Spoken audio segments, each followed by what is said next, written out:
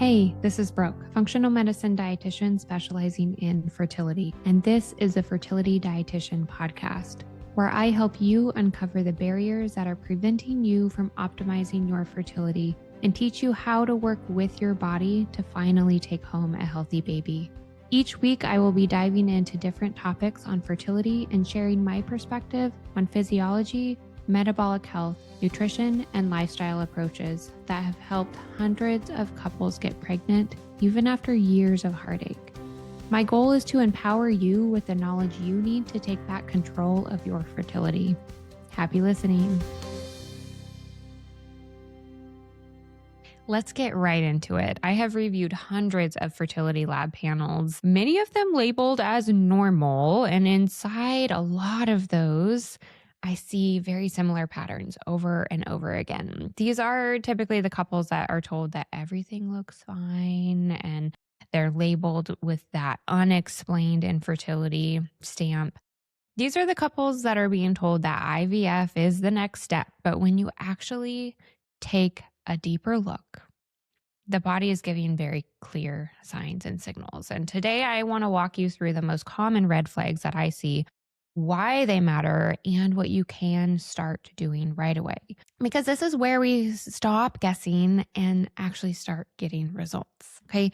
So the very first one that is oh so common to see on a quote unquote normal lab panel is a TSH, or thyroid stimulating hormone, that is above a 2.5. You may have been told that this is in range and it's typically not going to be flagged because standard range as normal is up to 4 on a lab panel. But for fertility, this is not optimal. Your thyroid controls energy production, and reproduction is an energy expensive process. Okay. And this is not just something that we've made up. Okay. It's well documented that TSH below 2.5 is what we want for the best fertility and reproductive outcomes. And aside, like as soon as you become pregnant, that's where the range switches to. Also, we're looking for below 2.5.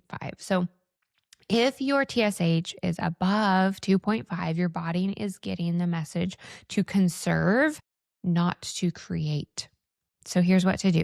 You want to make sure that you're eating enough. Undereating is one of the fastest ways to suppress thyroid function. We want to make sure we're prioritizing protein and carbohydrates at each and every meal.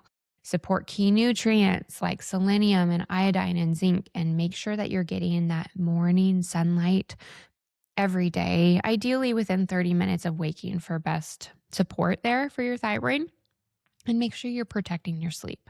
Okay. If it is elevated, ask your body why. This might sound a little silly, but you want to ask why it doesn't feel safe enough. Okay.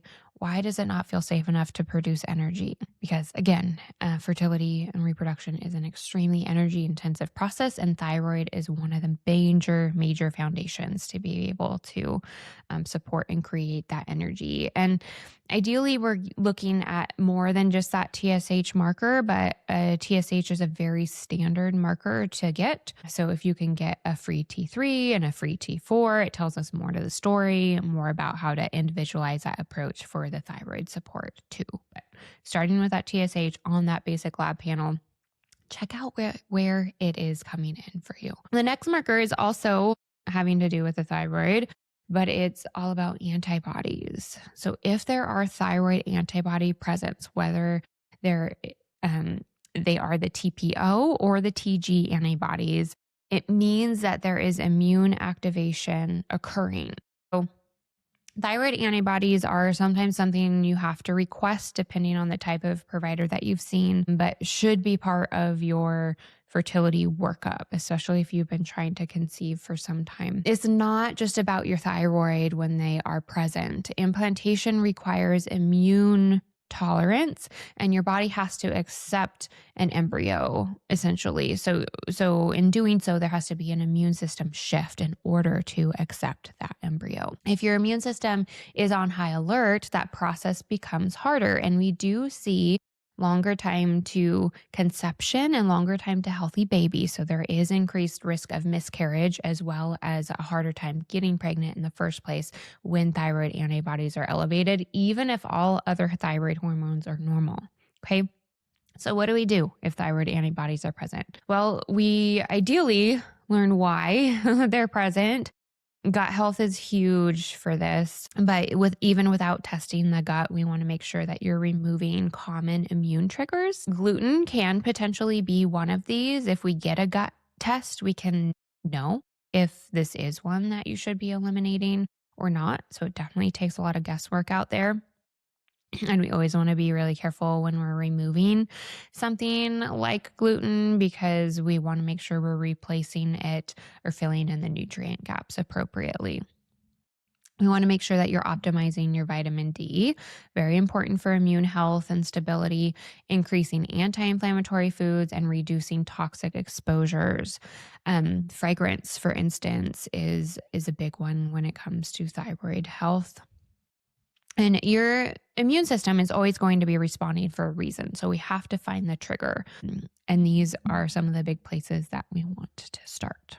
The next lab marker that ideally we are looking at making sure it's not popping up as a red flag, but it is a very common one that I see being a red flag, even if your labs have been labeled normal, is ferritin. A ferritin below 50 or above 100. Those are red flags, okay? Ferritin is your iron storage. If it is too low, you can't support oxygen delivery for egg development and for lining health. Iron is a really important part of that energy creation and nutrient delivery when it comes to reproduction and really overall cellular health.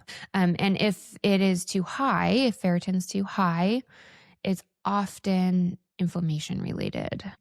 As for what to do, if ferritin is too low, we want to make sure you're increasing iron-rich foods. Never start with supplementation for iron. Iron regulation is quite complex in supplementation form and can actually add to more issues. And so ideally, we're looking at a full iron panel in addition to ferritin, but ferritin can be one of those markers that can clue you in to what's going on and why your body's not feeling safe enough to get pregnant yet. So increasing iron-rich foods is where I would start. These are your red meats. Also pairing them with vitamin C is really helpful.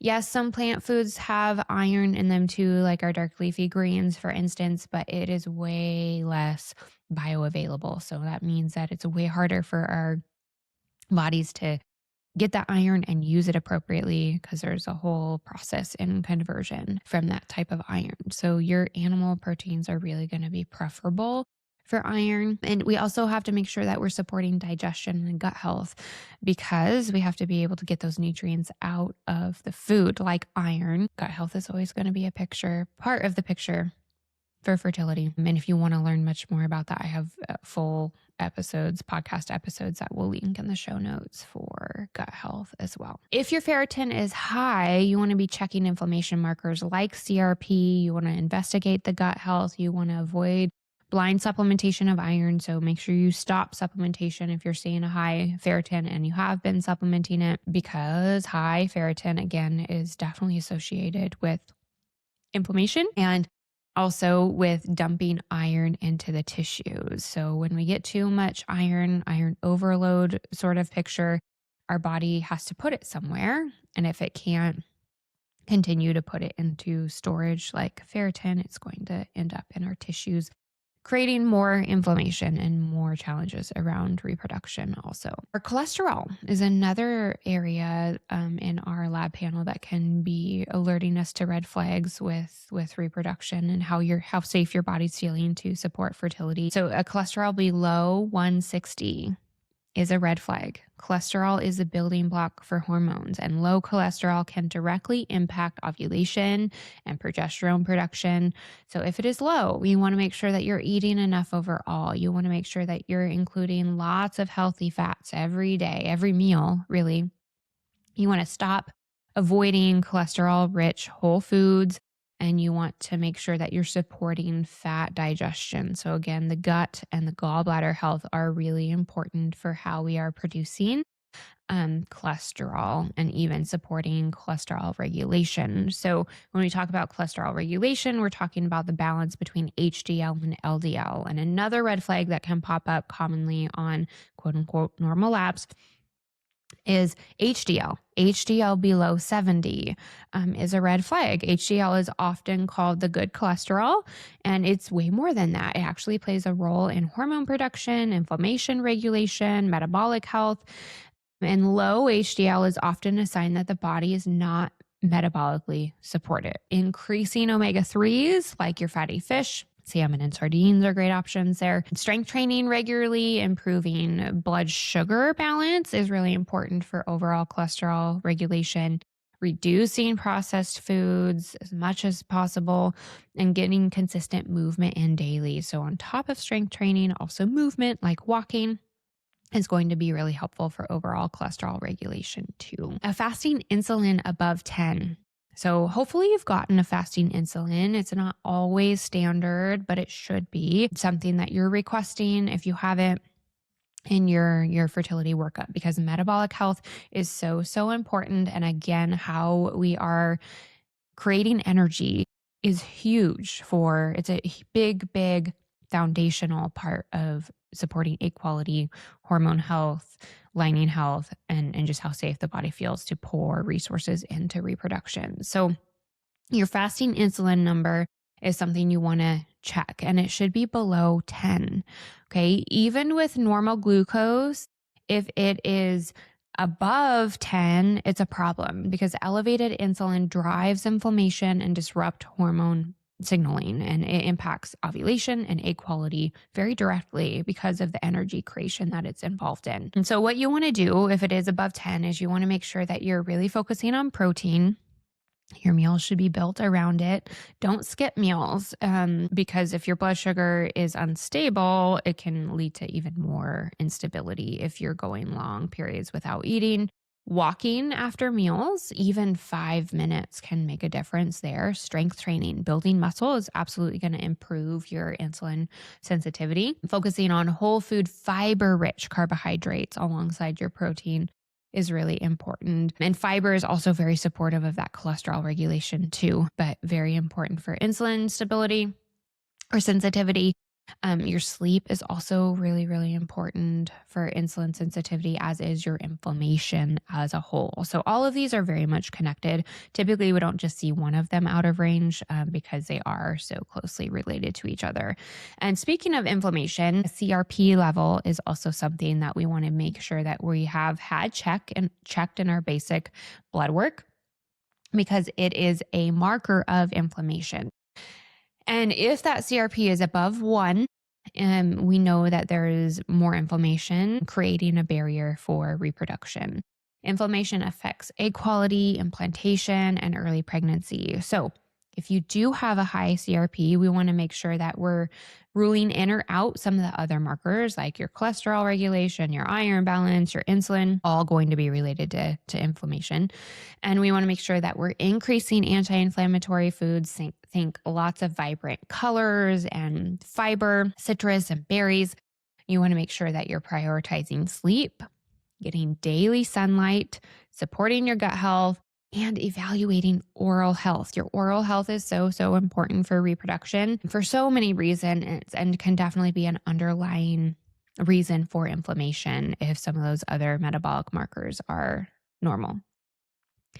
Another marker that should absolutely be in your basic workup when we're talking about fertility is prolactin. A prolactin above 10 is a red flag. Most labs will tell you that this is normal until it's much higher, like 25, I think is the standard reference range there. But for fertility, even mildly elevated prolactin can interfere with ovulation and that energy production in helping your body feel safe enough to reproduce. So it can suppress the signals needed to ovulate, and it's a sign of stress too. So If it's elevated, if it's really, really elevated, that requires a look at your pituitary gland for any sort of like tumor related concerns. But if it's in like the lower ranges, like 20, even up to 50, really, you address the stress and nervous system regulation states.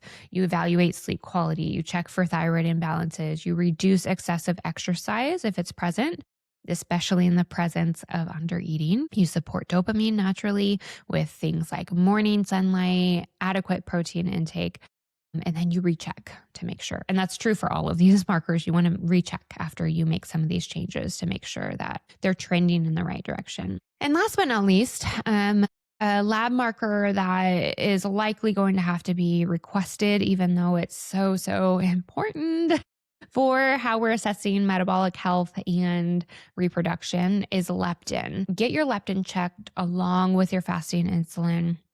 It's a basic blood marker. You shouldn't have to push very hard to get it. Fasting leptin above 10 is a red flag. Leptin is your satiety and energy signaling hormone. It tells your brain whether you have enough energy stored to support reproduction.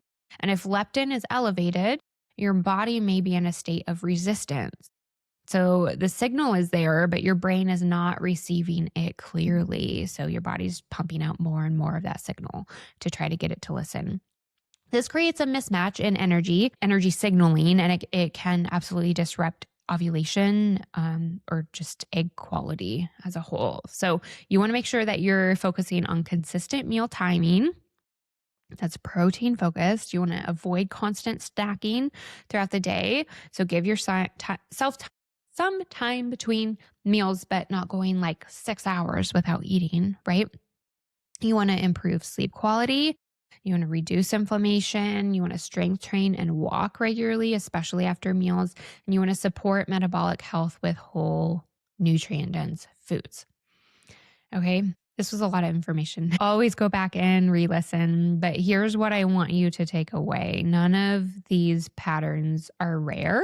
They're extremely common. They're very much tied together, and they're often missed in a fertility workup because those lab ranges are not standard for reproduction. They're standard for the overall general health population. Okay. And that's a really important key factor to not forget about. These markers are not random. They are telling you how your body is functioning, and they are showing you where your body does not feel safe or supported enough to pour that energy and resources into reproduction. And that matters because your body will not prioritize pregnancy unless it feels safe enough to do so. So you don't need more random supplements. You don't need more guessing. You need a strategy that looks at your body as a whole, one that actually connects your thyroid and your metabolism, your inflammation markers, immune health, and nutrient status together, because it all is connected and makes a difference for how your fertility is being supported. Your fertility is not fixed. It's very responsive. And when you change the environment, you absolutely change the outcome. I'd love to be part of your support team for you. Reach out anytime. Thank you for listening to this episode of the Fertility Dietitian podcast. If you enjoyed it, please leave a review to let me know what topics you want more of or less of. If you want to keep learning, subscribe at Apple Podcasts, Spotify, or wherever you listen to podcasts. Check out my website for more info on my private coaching program, Master Your Fertility, or my membership community, Fertility Blueprint. And don't forget my digital store. Come say hi on YouTube and Instagram. See you in the next episode.